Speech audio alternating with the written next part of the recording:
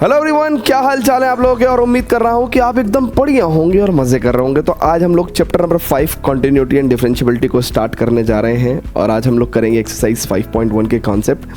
बहुत ही प्यारा चैप्टर है और यहाँ से कैलकुलस की शुरुआत होती है। मतलब चैप्टर 5, 6, 7, 8 और 9 ये 5 चैप्टर मिला के कैलकुलस बनाते हैं। और कैलकुलस बेसिकली 35 मार्क्स का आता है बोर्ड्स एग्जाम में। तो पूरा कैलकुलस बेसिकली जो है वो इन्हीं 5 चैप्टर में समाया हुआ है। बहुत ही प्यारे और आसान चैप्टर्स हैं अगर कोई थोड़ा सा भी ध्यान से चीज़ों को सुने और समझे। लेकिन क्या है ना, वो उड़ती उड़ाती बातों पे यकीन कर लेते हैं हम बहुत ज़्यादा। अरे किसी को बुरा लगा चैप्टर तो हमें भी बुरा लगेगा, किसी को हार्ड लगा तो हमें भी हार्ड लगेगा, किसी को आसान लगा तो हमें भी आसान लगेगा। दूसरे की बातों से सुना के हमें कभी भी किसी भी सिचुएशन को जज नहीं करना चाहिए। ये तो फिर भी चैप्टर ही है।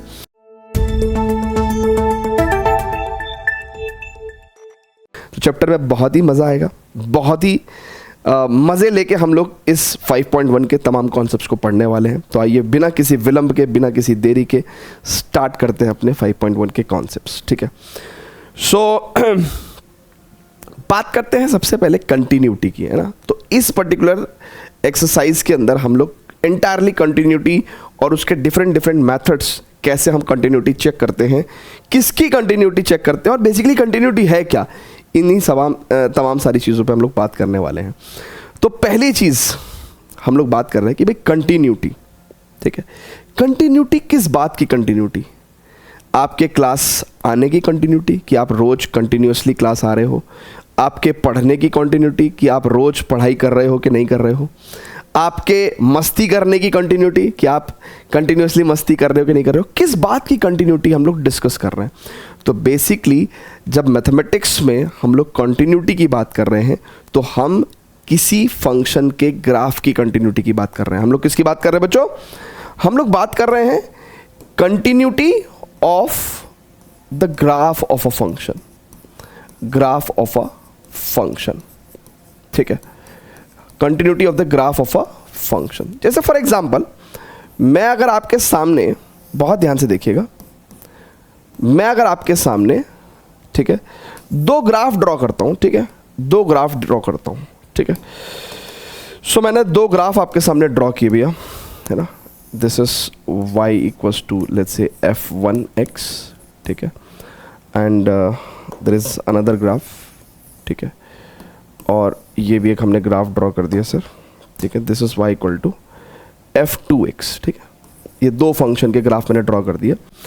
Eight some point let's say x equal to let's say यहाँ पे a, ठीक है, या फिर let's say x equal to a बोल देते हैं। ठीक है ना, और at some point let's say x equal to b बोल देते हैं।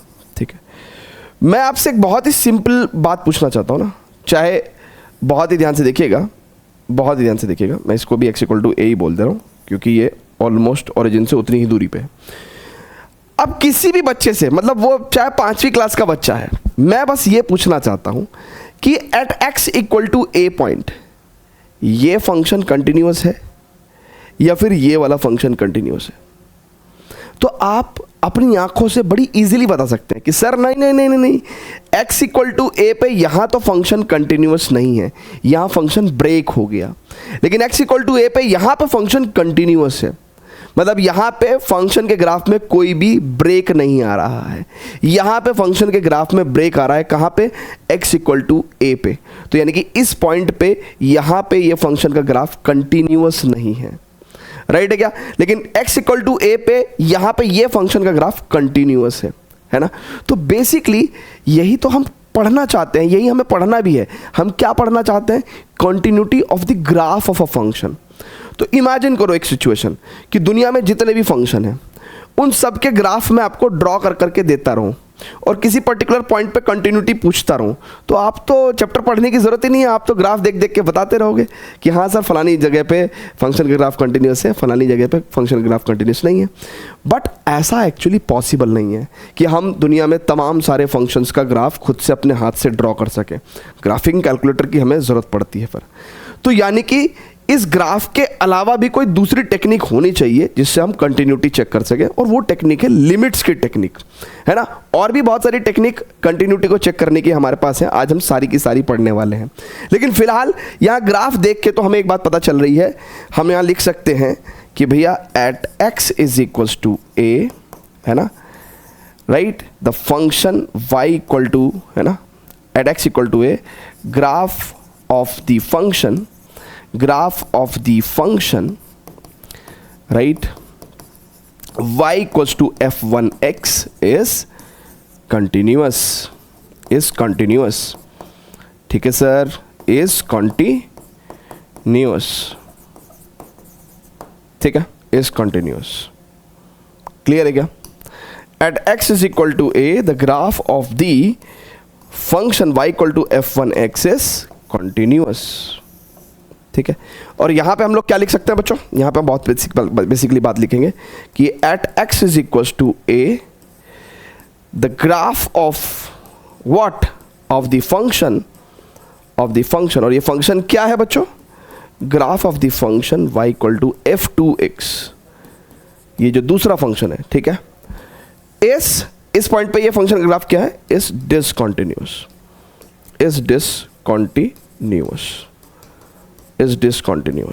तो जब फंक्शन का ग्राफ किसी पर्टिकुलर पॉइंट पे कंटिन्यूअस नहीं होगा तो हम बोलेंगे डिसकंटिन्यूअस है उस पर्टिकुलर पॉइंट पे, राइट है क्या बात।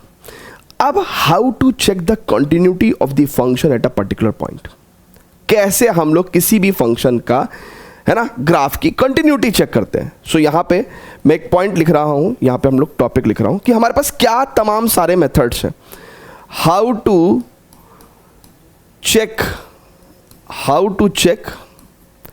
द ग्राफ, या how to check the continuity of any function at a point, how to check the continuity, कैसे कैसे तरीकों से हम लोग किसी भी फंक्शन के ग्राफ की कंटिन्यूटी हम लोग चेक कर सकते हैं। तो देखिए, इसमें सबसे पहला तरीका तो यही आता है भैया, जो अभी हमने किया है ना, बाय इंस्पेक्टिंग द ग्राफ, यानी कि बाय इंस्पेक्टिंग द ग्राफ का मतलब क्या है कि भैया उस पर्टिकुलर फंक्शन के ग्राफ को चेक करना। लेकिन क्योंकि ये प्रैक्टिकल नहीं है कि हम लगभग सभी फंक्शंस के ग्राफ को हम ड्रॉ कर पाएँ, क्योंकि बहुत, है ना, वैरायटी ऑफ फंक्शंस हम लोग बना सकते हैं। हम दो फंक्शन को जोड़ के भी एक फंक्शन बना सकते हैं, दो फंक्शन को मल्टीप्लाई करके भी फंक्शन बना सकते हैं, राइट, डिवाइड करके भी फंक्शन बना सकते हैं, घटा करके भी फंक्शन बना सकते हैं, किसी फंक्शन को दूसरे फंक्शन में कंपोज करके भी एक फंक्शन बना सकते हैं। तो फंक्शन बनाने के बहुत सारे तरीके हैं, तो इसलिए it is not practical possible कि हम लोग सभी फंक्शंस के ग्राफ ड्रॉ कर दें और उनकी कंटिन्यूटी चेक करें। सो ये वन ऑफ द मेथड है, लेकिन हम इसका इस्तेमाल नहीं करते हैं, है ना। ये तो मैंने सिर्फ आपको पढ़ाने के लिए बता दिया। दूसरा तरीका ये है कि भाई देखो, जितने फंक्शन हम जानते हैं, जो जान पहचान के फंक्शन है, यानी कि 11वीं क्लास से लेके अब तक के जितने फंक्शन से हमारी जान पहचान है, कम से कम हमें उन फंक्शंस की कंटिन्यूटी तो पता रहे। भाई 11वीं क्लास से हमने एल्जेब्राइक फंक्शंस पढ़े, जिसके अंदर पॉलिनोमियल फंक्शन, रैशनल फंक्शन, है ना, और modulus function, greatest integer function, signum function, जो सुनते आए हैं, exponential function, logarithmic function, trigonometric function, है ना, इनवर्स ट्रिग्नोमेट्रिक फंक्शन, यानी कि 11वीं क्लास से अब तक जितने फंक्शंस हम लोग पढ़ते आए हैं, उन सभी फंक्शन को हम लोग आइलेट की कैटेगरी में डाल देते हैं, राइट। किस कैटेगरी में डाल देते हैं, आइलेट। ए मतलब एल्जेब्राइक फंक्शन, ठीक है, और एल्जेब्राइक फंक्शन के अंदर भी बहुत सारे फंक्शंस आ जाते हैं। टी मतलब ट्रिग्नोमेट्रिक फंक्शंस, ई मतलब एक्सपोनेंशियल फंक्शन, ठीक है, एल मतलब लॉगरिथमिक फंक्शन, एंड आई मतलब आईटीएफ फंक्शन। तो यानी कि जितने फंक्शंस हमने 11वीं क्लास से अभी तक पढ़े हैं, है ना, इनकी कंटिन्यूटी हम लोग याद कर लेंगे। भाई याद कर लेंगे, इनके ग्राफ तो बेसिकली हमें आते हैं, नहीं भी आते हैं तो ड्रॉ कर लेंगे और इनकी कंटिन्यूटी याद कर लेंगे। सो यानी कि हमारे पास जो दूसरा मेथड है वो ये है कि भाई continuity of the known functions, है ना, तो continuity of the islet functions, ठीक है। सो हम लोग इनकी कंटिन्यूटी लर्न कर लेंगे ना, कंटिन्यूटी ऑफ आइलेट फंक्शंस, ठीक है। तीसरा, अब ये जो मैं लिखवा रहा हूं ये बहुत इंपॉर्टेंट है और हम सभी क्वेश्चंस लगभग इसी मेथड से करने वाले हैं। हम लोग कंटिन्यूटी को चेक करने वाले हैं यूजिंग लिमिट्स। लिमिट्स का इस्तेमाल करके, ये लिमिट वही कॉन्सेप्ट है जो हमने 11वीं क्लास में शायद नहीं पढ़ा है, लेकिन कोई दिक्कत नहीं है, मैं समझा दूंगा आपको। यूजिंग लिमिट्स भी हम लोग कंटिन्यूटी चेक कर सकते हैं, है ना, यूजिंग लिमिट्स भी हम लोग कंटिन्यूटी चेक कर सकते हैं। और एक लास्ट में एक मेथड आता है है ना। ये अलजेब्रा ऑफ कंटिन्यूटी का एक रूल होता है जिसमें कि हम लोग अलजेब्रा ऑफ कंटिन्यूटी के कुछ रूल्स लगा के और किसी भी फंक्शन की कंटिन्यूटी को हम चेक कर सकते हैं, but not all the functions. कुछ फंक्शंस की कंटिन्यूटी हम लोग अलजेब्रा ऑफ कंटिन्यूटी लगा के चेक कर पाते हैं। तो ये टोटल 4 मेथड्स हमें सीखने हैं और इसी पर्टिकुलर एक्सरसाइज के कॉन्सेप्ट्स के अंदर ही हम लोग ये चारों के चारों मेथड सीखेंगे और इनको अप्लाई भी करेंगे, ठीक है। तो फटाफट से मैं ये कहना चाहूँगा आपसे कि प्लीज़ पूरी की पूरी जानकारी नोट करिए। तो भाई ग्राफ का इंस्पेक्शन करके तो हमने कंटिन्यूटी को चेक करना सीखा ही है। अब नेक्स्ट है हम लोग पढ़ेंगे कंटिन्यूटी ऑफ आइलेट फंक्शंस, ठीक है ना। जो 11वीं क्लास से अभी तक हम लोग जितने फंक्शंस पढ़ते आए हैं उन सब की एक एक करके कंटिन्यूटी हम लोग डिस्कस करेंगे। तो फटाफट से प्लीज़ नोट करिएगा, pause the video, note it down. बल्कि इसके जो नोट्स हैं वो आपको हमारे विद्यावाइज ऐप और टेलीग्राम चैनल दोनों पे मिल जाएंगे, बट स्टिल आप खुद से नोट्स बनाएंगे तो और मज़ा आएगा, ठीक है। तो प्लीज़ नोट करिएगा। अब स्टूडेंट्स बात करेंगे कंटिन्यूटी ऑफ आइलेट फंक्शन पे, ठीक है। तो सबसे पहले हम लोग आइलेट में ए को उठाएंगे ना। ए मतलब अलजेब्राइक, ठीक है ना। सो अलजेब्राइक फंक्शंस को उठाते हैं। अब देखिए अलजेब्राइक फंक्शंस में ना बहुत सारे फंक्शंस आते हैं, ठीक है। अलजेब्राइक फंक्शंस में बहुत सारे फंक्शंस आते हैं, पर मैं आपको बता दूं कि मैं किन किन को डिस्कस करने वाला हूँ, है ना। सो पहले तो मैं करूँगा डिस्कस पॉलिनोमियल फंक्शन को, ठीक है। अभी हो सकता है कि आपको इन फंक्शंस का आइडिया ना हो, फिर मैं रैशनल फंक्शंस को डिस्कस करूँगा, फिर मैं मॉडुलस फंक्शन को डिस्कस करूँगा, ठीक है। किसको डिस्कस करूँगा? मॉडुलस फंक्शन की कंटिन्यूटी को। फिर मैं ग्रेटेस्ट इंटीजर फंक्शन की कंटिन्यूटी को डिस्कस करूँगा, ग्रेटेस्ट इंटीजर फंक्शन की कंटिन्यूटी को डिस्कस करूँगा। एंड फाइनली मैं सिग्नम फंक्शन की कंटिन्यूटी को डिस्कस करूंगा। अभी ऐसा हो सकता है कि आपको इन फंक्शंस का बिल्कुल भी आइडिया नहीं हो, तो इसलिए हम लोग थोड़ा थोड़ा आइडिया भी लेते चलेंगे और थोड़ा थोड़ा इनकी कंटिन्यूटी भी लर्न करते हुए चलेंगे, ठीक है ना।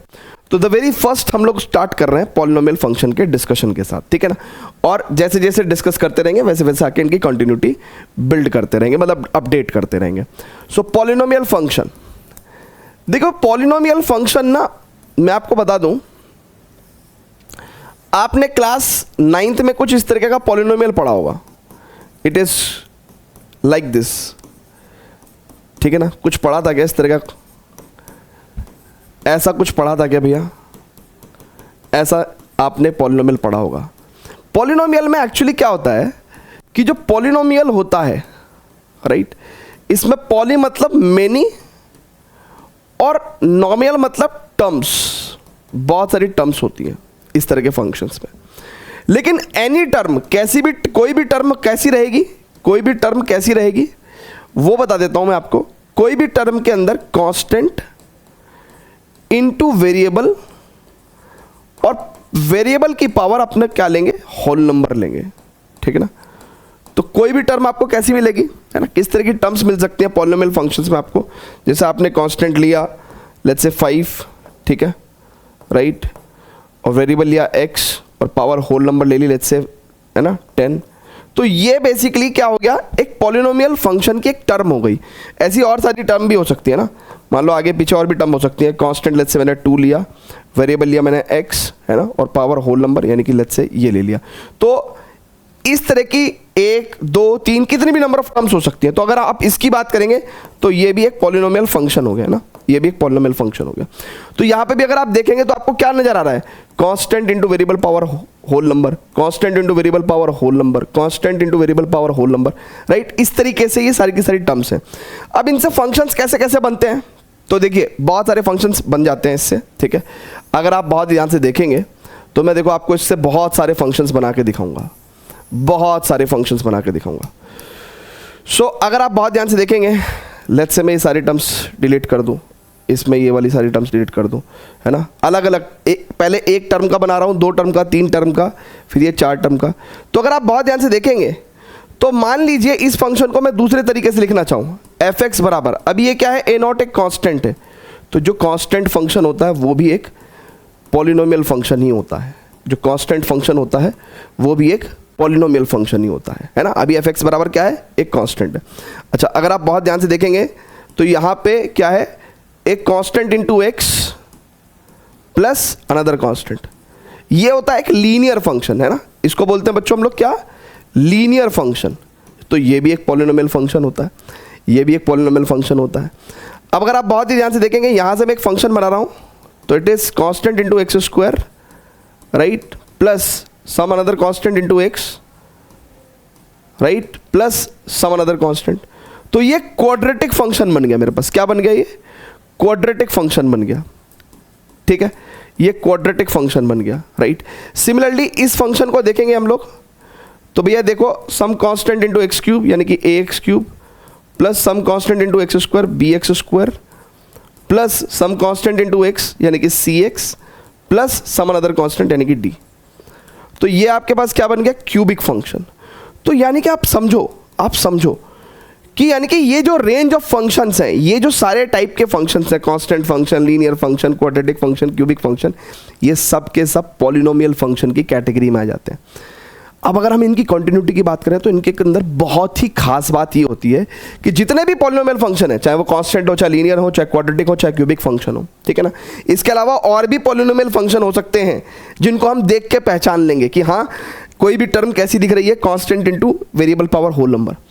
तो कह रहे हैं कि दुनिया में जितने भी पॉलिनोमियल फंक्शन है ना, पॉलिनोमियल फंक्शंस आर कॉन्टिन्यूअस। वो क्या होते हैं? कॉन्टिन्यूअस होते हैं। कहाँ पे? हर जगह। मतलब जितने भी पॉलिनोमियल फंक्शंस होते हैं वो सारे के सारे रियल नंबर्स पे कंटिन्यूअस होते हैं। So polynomial functions are continuous everywhere, या फिर at all x belongs to R. यानी कि आंख बंद करके अगर कोई प्राणी आपसे पूछे कि यार ये फंक्शन है, क्या ये एट एक्स इक्वल टू 100 पे कंटिन्यूअस होगा, क्या ये x इक्वल टू 100 पे कंटिन्यूअस होगा, तो आपको कोई भी ग्राफ बनाने की जरूरत ही नहीं है। आप बोलोगे कि यार ये तो देखने में पॉलिनोमियल फंक्शन लग रहा है, और पॉलिनोमियल फंक्शन तो दुनिया में हर जगह कंटिन्यूअस होते हैं, तो इसलिए ये एट x इक्वल टू 100 पे भी कंटिन्यूअस होगा, right. So polynomial functions are continuous at all x belongs to r, at all x belongs to r। जितने भी पॉलिनोमियल फंक्शंस होते हैं दुनिया में वो सब जगह कंटिन्यूअस होते हैं। तो आइए यहाँ पे अपडेट कर देते हैं कि पॉलिनोमियल फंक्शंस आर कंटिन्यूअस, है ना, at all x belongs to r, at all x belongs to r। फटाफट से भैया, है ना, polynomial functions are continuous at all x belongs to r। और पॉलिनोमियल फंक्शन हम सर जी देखते ही पहचान लेंगे। पॉलिनोमियल फंक्शंस में मेनी टर्म्स होती हैं और कोई भी टर्म कांस्टेंट इनटू वेरिएबल की पावर होल नंबर जैसी होती है। कुछ popular polynomial functions, constant function, linear function, quadratic function and cubic function हमें दिख रहे हैं। फटाफट से नोट करिएगा भैया, please pause the video, note it down, please note करिएगा, राइट है क्या?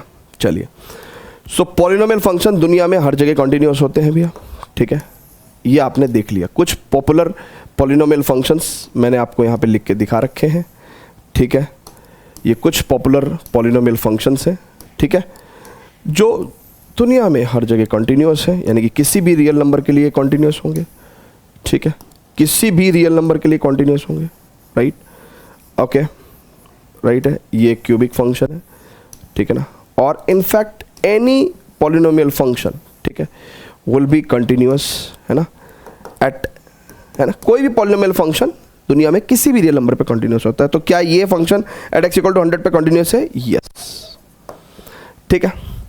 अब मान लो पेपर मैंने बना दिया और पेपर बनाने में मूड मैं मतलब मस्ती में था और मैंने एक क्वेश्चन बना दिया कि there is a function 2024 into x की पावर 2025, क्या ये एट x इक्वल टू 2026 पे कंटिन्यूअस होगा क्या? तो आपका जवाब क्या आएगा निकल के?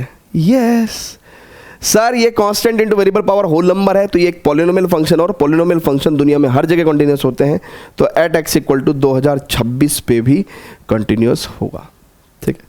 तो ऐसे गेम बना के आप अपने दोस्तों में पूछ सकते हैं, ठीक है ना, तो कोई ग्राफ बनाने की ज़रूरत भी नहीं है, सीधा फंक्शन का नेचर आइडेंटिफाई करा और कंटिन्यूटी पता कर ली, ठीक है। क्लियर है क्या सर? जल्दी जल्दी से बोल दो ना प्लीज़, है ना। अच्छा, तो ये हमने पॉलिनोमियल फंक्शन के बारे में थोड़ा सा आपसे जिक्र भी किया था, ठीक है, कि भाई कोई भी टर्म आपको कुछ इस तरीके से दिखेगी। अच्छा, जगह बच रही है तो भैया जिक्र कर लें रैशनल फंक्शन का। रैशनल फंक्शन की कंटिन्यूटी, अब देखो रैशनल मतलब रेशो की फॉर्म में जो हो, जो रैशनल फंक्शन होते हैं ना बच्चों, वो कैसे होते हैं? px अपॉन qx की फॉर्म में, वेयर px और qx दोनों ही क्या होने चाहिए? दोनों ही क्या होने चाहिए, पॉलिनोमियल होने चाहिए। ये दोनों ही पॉलिनोमियल फंक्शन होने चाहिए, मतलब ऊपर और नीचे दोनों ही पॉलिनोमियल फंक्शन होने चाहिए, राइट। क्लियर है क्या?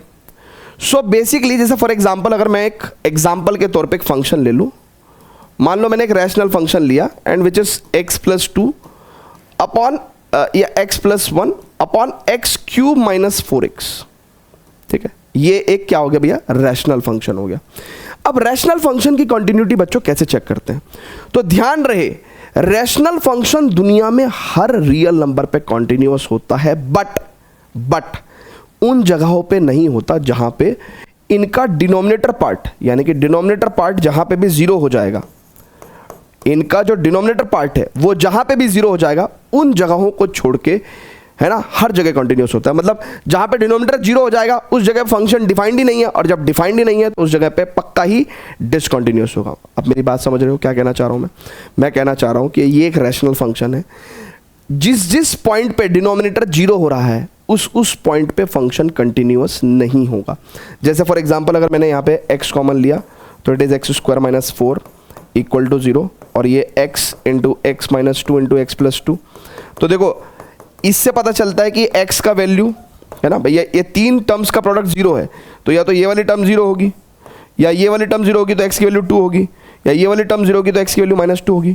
तो यानी कि इन तीन पॉइंट्स पे ये फंक्शन डिफाइंड ही नहीं है, और फंक्शन जहां पे डिफाइंड नहीं होता, राइट, जहां पे फंक्शन डिफाइंड नहीं होता उस जगह पे कॉन्टिन्यूअस भी नहीं होता, कॉन्टिन्यूअस भी नहीं होता, ठीक है। जिस जगह पे फंक्शन डिफाइंड नहीं होता उस जगह पे कॉन्टिन्यूअस भी नहीं होता।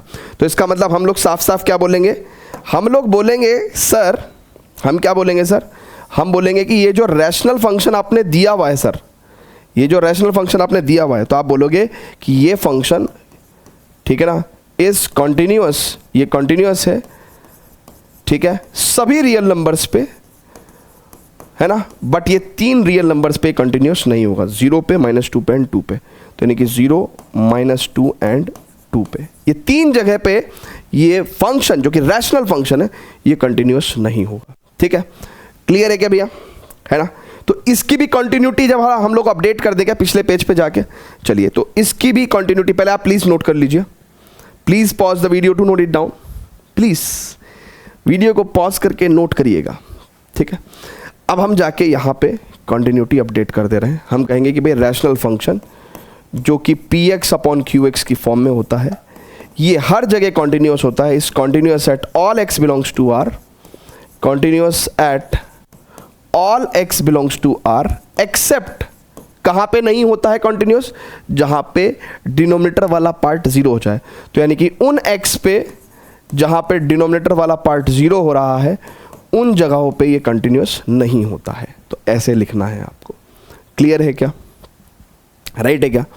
तो ये पूरी बात नोट करिएगा प्लीज़, है ना, और ये तो आपको नोट करना ही करना है, ठीक है। क्लियर है क्या सर, जल्दी से बताइएगा प्लीज़, ठीक है, वेरी गुड। अब हम लोग चल रहे हैं मॉड्यूलस फंक्शन की तरफ। किसकी तरफ? मॉड्यूलस फंक्शन, है ना, क्योंकि हमारा नेक्स्ट टारगेट क्या भैया, हमारा नेक्स्ट टारगेट है modulus function and greatest integer function. Signum function तो आसान से ही होता है तो इसको कर लेंगे, ठीक है ना। तो मॉड्यूलस फंक्शन की तरफ प्रोसीड कर रहे हैं ना, प्लीज चलिए। सो मॉड्यूलस फंक्शन, देख मेरे भाई, मॉड्यूलस का ना जरा बिहेवियर समझ ले कि मॉड्यूलस फंक्शन किस तरीके से बिहेव करता है, ठीक है। मॉड्यूलस फंक्शन तेरा किस तरीके से बिहेव करता है बेटा, अगर बहुत ध्यान से देखेगा तू, तो मॉडुलस करता क्या है कि मॉडुलस ना एक नेगेटिव नंबर को पॉजिटिव बना देता है। पर किसी ने सोचा, और कब सोचा कि यार ये कैसे बनाता होगा, तो मॉडुलस क्या करता है कि नेगेटिव नंबर को ना एक नेगेटिव और देके पॉजिटिव बना देता है। और मॉडुलस पॉजिटिव नंबर को तो पॉजिटिव ही रखता है, ठीक है भाई। मॉडुलस एक नेगेटिव नंबर को पॉजिटिव बनाता है, कैसे? एक नेगेटिव और देके। सो मॉडुलस फंक्शन की जरा अगर हम बात करें, ठीक है, so fx is equal to modulus x, right. तो अगर आप बहुत ही ध्यान से देखो तो या तो अगर अंदर की क्वांटिटी पॉजिटिव हुई या फिर जीरो हुई तो मॉडुलस का कोई काम ही नहीं है, यानी कि x ग्रेटर देन और इक्वल टू जीरो रहा तो मॉडुलस को कोई काम नहीं है और एज इट इज हम लोग लिख देंगे। लेकिन जिस दिन ये अंदर की क्वांटिटी नेगेटिव रही, मान लो x लेस देन जीरो रहा, नेगेटिव चीजों को हम लोग लेस देन जीरो से शो करते हैं ना, तो फिर मॉडुलस क्या करेगा, इसको एक नेगेटिव और देके, है ना, x को एक नेगेटिव और देके पॉजिटिव बनाने की कोशिश करेगा। भैया x ऑलरेडी नेगेटिव है, x ऑलरेडी नेगेटिव है, मॉडुलस क्या कर रहा है, एक नेगेटिव और देके उसको पॉजिटिव बनाने की कोशिश कर रहा है। सो ऐसे करके हम लोग मॉडुलस फंक्शन को तोड़ते हैं, ठीक है। ये तो हुआ मॉडुलस फंक्शन को तोड़ने का तरीका, ठीक है। अब जब हम इसका ग्राफ ड्रॉ करते हैं बच्चों, है ना, इसके ग्राफ ड्रॉ करने की हमें कई बार ज़रूरत पड़ जाती है। तो आइए ज़रा देखते हैं बहुत ध्यान से। भैया आप बहुत ही ध्यान से देखेंगे कि x की वैल्यू जब 0 है, राइट, बहुत ध्यान से देखिएगा, 0 है और 0 से बड़ी है, तो फंक्शन क्या है आपका f(x) बराबर, ये जो मॉडुलस फंक्शन है वो क्या है, f(x) बराबर x हो जा रहा है। और जब x की वैल्यू 0 से छोटी है तो आपका जो f(x) है वो -x के इक्वल हो जा रहा है। और अगर मैं आपसे ये दो स्ट्रेट लाइंस को ड्रॉ करने के लिए बोलूं, मान लो ये दो स्ट्रेट लाइंस को ड्रॉ करने को बोलूं, तो आपको समझ में आ जाएगा कि यार 0 और 0 के बाद में मेरे को ये वाला स्ट्रेट लाइन का ग्राफ ड्रॉ करना है। यानी कि अगर मैं x की वैल्यू 1 लूँगा तो f(x) वैल्यू भी मेरे को 1 मिलेगी। भाई देखो ना, ये एक तरीके से y = x ही तो है। अगर मैं f(x) की जगह y रख दूँ तो ये y = x ही तो है। और y = x लाइन कैसी आती है, ऐसे आती है, ठीक है, क्लियर है क्या। और 0 के बाद मैं y = x ड्रॉ करूँगा। अच्छा, 0 के लेफ्ट में मेरा है y = -x, ठीक है ना, f(x) क्या है मेरा, y है, तो y = -x, और y = -x ग्राफ कुछ इस तरीके से बनता है। तो अब हमारी नंगी आंखें ये देख सकती हैं कि मॉडुलस फंक्शन का ग्राफ कंटिन्यूअस होता है, कहीं पे भी ब्रेक नहीं हो रहा है ना, कहीं पे भी ब्रेक नहीं हो रहा है, ठीक है। तो ये इतना तामझाम मैंने इसलिए किया कि आपको मैं मॉडुलस फंक्शन का ग्राफ ड्रॉ करके दिखा सकूं। भाई देखो ना, x जब 0 से बड़ी वैल्यू रख रहा है तो y = x graph, y = x graph का मतलब x की वैल्यू 1 होगी तो y की वैल्यू 1, x की वैल्यू 2 होगी तो y की वैल्यू 2, दो पॉइंट्स को ज्वाइन करके आप लाइन खींच सकते हैं। फिर x < 0 के लिए y = -x है, यानी कि x जब -1 होगा तो y +1 होगा। तो ये ग्राफ कुछ इस तरीके से चला जाएगा। और ये ग्राफ हमें साफ साफ क्या दिख रहा है, कॉन्टिन्यूअस दिख रहा है, कहीं पे भी ब्रेक नहीं दिख रहा है। तो यहां से हमने क्या सीखा बच्चों, है ना, इसको हटा दे रहा हूं मैं, इसको मैं ये हटा दे रहा हूं और मैं बोल रहा हूं कि भैया y = मॉडुलस x, ठीक है, यानी कि ये जो मॉडुलस फंक्शन है, राइट, ये हर जगह कॉन्टिन्यूअस होता है ना, continuous at all x belongs to r, ठीक है ना, continuous at all x belongs to r। और नॉट ओनली दिस, सिर्फ y = मॉडुलस x नहीं, y = modulus x - a, x + a, है ना। भाई देखो ना, modulus x - a, modulus x + a, modulus x + a, modulus x - a, right. ये जितने भी मॉडुलस फंक्शंस जितने भी फॉर्मेट में मैंने लिखे हैं, राइट, मैंने जितने भी फॉर्मेट में लिखे हैं मैंने लिख दिया है y = मॉडुलस x + a, है ना, y = मॉडुलस x - a, यानी कि तमाम वैरायटी से अगर कहीं पे भी मॉडुलस फंक्शन आपको लिखा हुआ दिखाई दिया, है ना, ये सारे के सारे मॉडुलस फंक्शन कहलाएंगे।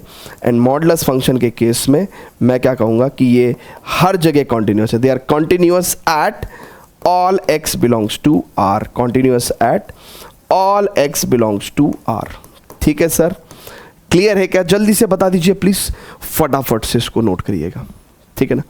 चलिए बहुत बढ़िया, सो इसको नोट करेंगे और मैं तो अपना जाके प्रीवियसली भी अपडेट कर दूंगा, ठीक है ना। प्रीवियसली कहाँ पे, यहाँ पे अपडेट कर दूंगा। मैं कहूँगा कि भैया मॉडुलस फंक्शन मॉडुलस फंक्शन जो कि इस फॉर्मेट में आपको दिख सकता है, राइट, है ना, और इसके जैसे और भी फॉर्मेट्स में दिख सकता है। Modulus function is basically continuous at all x belongs to r।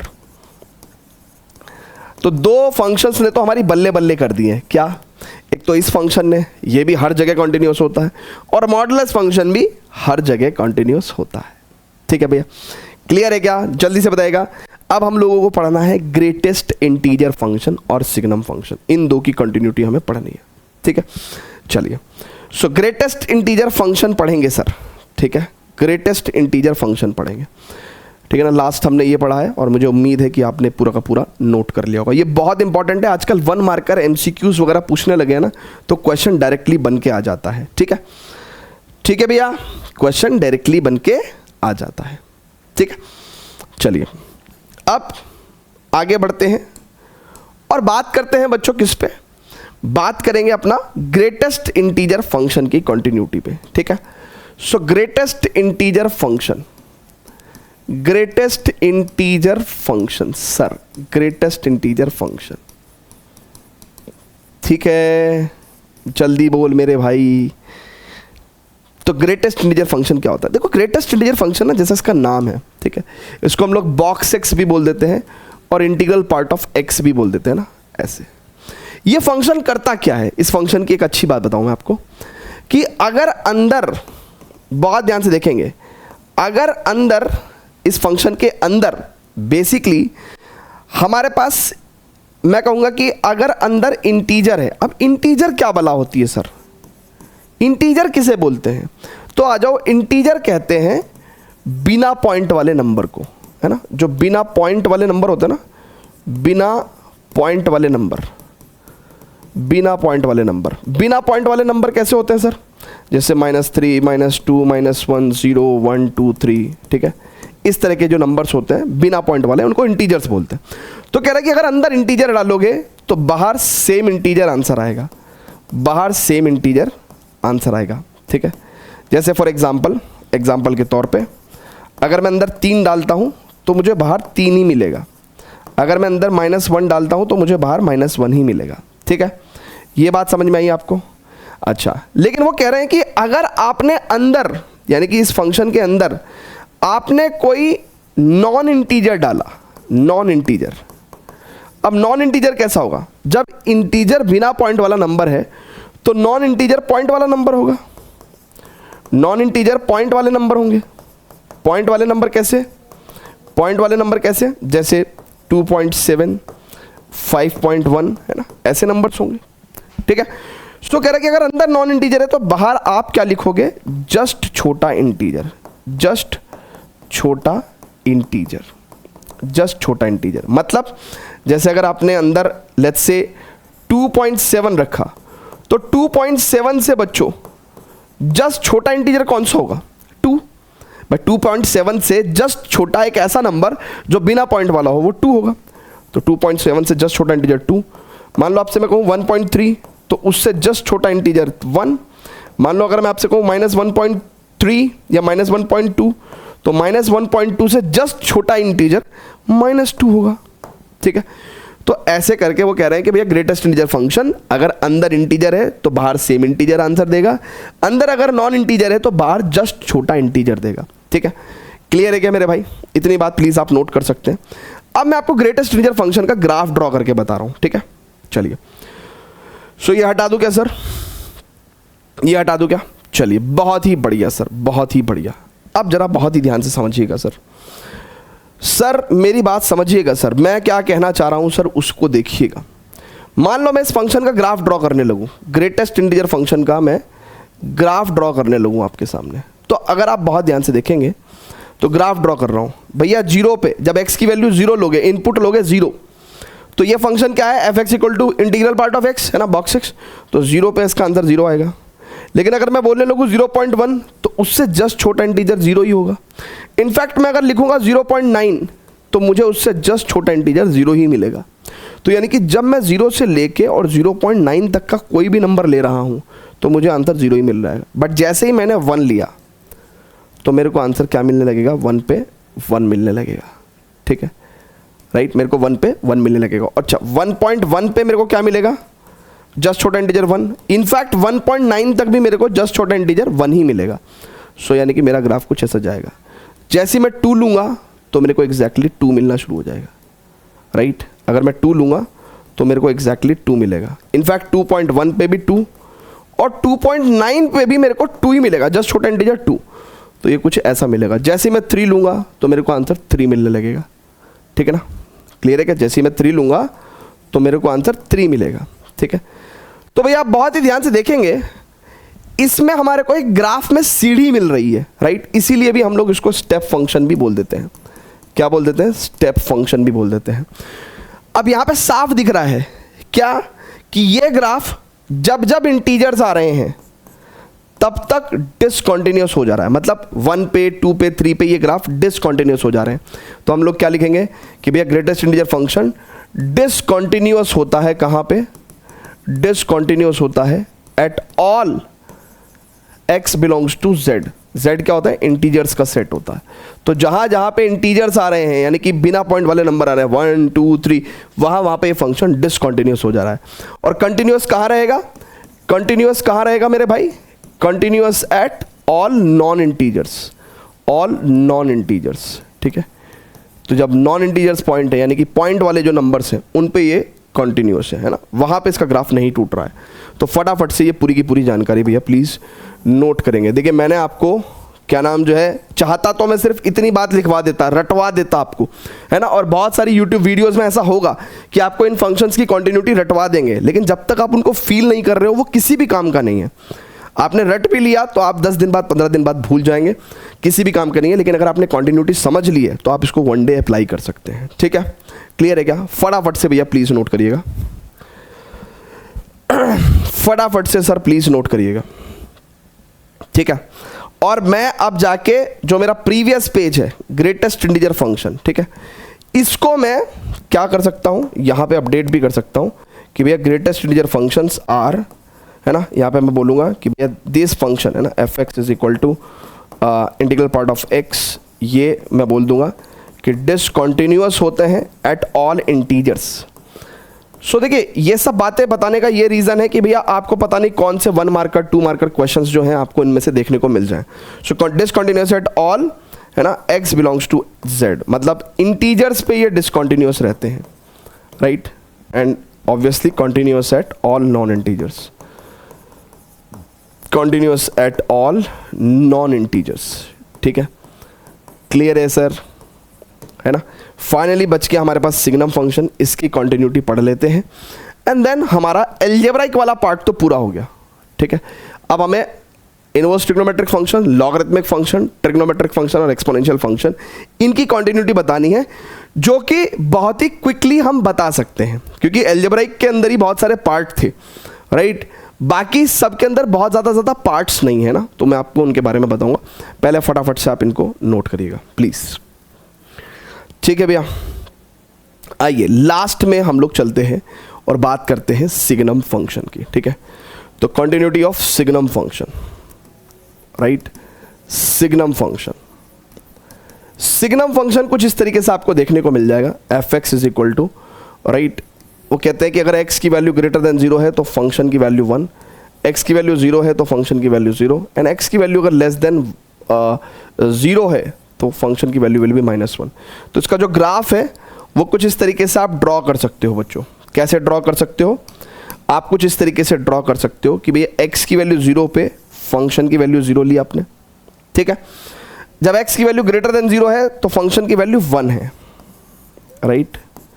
और जब x की वैल्यू लेस देन 0 है यानी कि 0 से छोटी है, ठीक है, तो यहाँ पे वैल्यू फंक्शन की -1 हो जाएगी, ठीक है ना। तो यहाँ पे आपको साफ साफ एक चीज़ देखने को मिल रही है, क्या कि फंक्शन का जो ग्राफ है वो 0 पे ब्रेक हो रहा है, मतलब ऐसे चलता हुआ आ रहा था, यहाँ पे टूट के फिर यहाँ से शुरू हुआ। तो सिग्नम फंक्शन साफ साफ क्या है आपको पता चल रहा है कि भैया this is continuous, right, at all x belongs to r except 0। ये सभी रियल नंबर पे कॉन्टिन्यूअस है एक्सेप्ट 0, 0 को छोड़ के ये हर जगह कॉन्टिन्यूअस है। क्लियर है क्या? 0 को छोड़ के हर जगह कॉन्टिन्यूअस है। तो फटाफट से इसको भी नोट करिएगा और मैं जाके अब प्रीवियसली जो हमारे पास डेटा है ना, जहाँ पे हम लोग अपडेट कर रहे थे वहाँ पे जाके मैं इसको अपडेट कर देता हूँ, ठीक है। चलिए, सो एल्जेब्राइक फंक्शंस की कंटिन्यूटी हमने डिस्कस कर ली सर, है ना। तो यहाँ पे लिख देता हूँ मैं कि भैया इट्स सिग्नम फंक्शन के बारे में बता देता हूँ मैं, सिग्नम फंक्शन के बारे में कि भाई continuous at all x belongs to r except 0, at all x belongs to r except 0, ठीक है। क्लियर है क्या सर?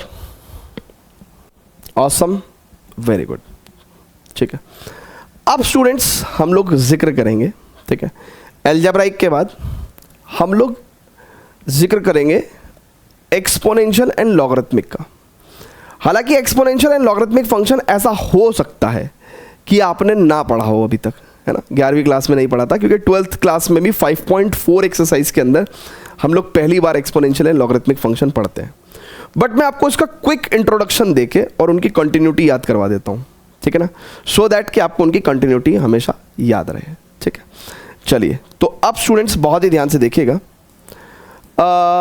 मैं यहाँ पे एक्सपोनेंशियल एंड लॉगरिथमिक फंक्शन, ठीक है सर जी, आ जाइए, exponential function and logarithmic function.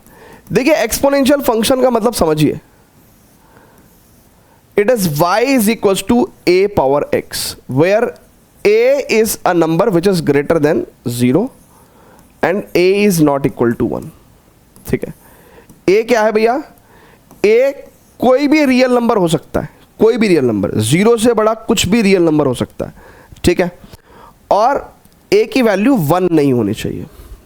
ठीक है, और बहुत ही ध्यान से देखिएगा, जैसे फॉर एग्जांपल आपके पास कोई फंक्शन हो गया 2 power x, y equal to 3 power x, है ना, 10 पावर x, 5 पावर x, इस तरह के जो फंक्शंस होते हैं they are called as exponential functions. ठीक है, और इनका जो ग्राफ है, ठीक है, अगर मैं आपको ड्रॉ करके दिखाऊं तो इनका ग्राफ इन जनरल आपको इस तरीके से दिखेगा,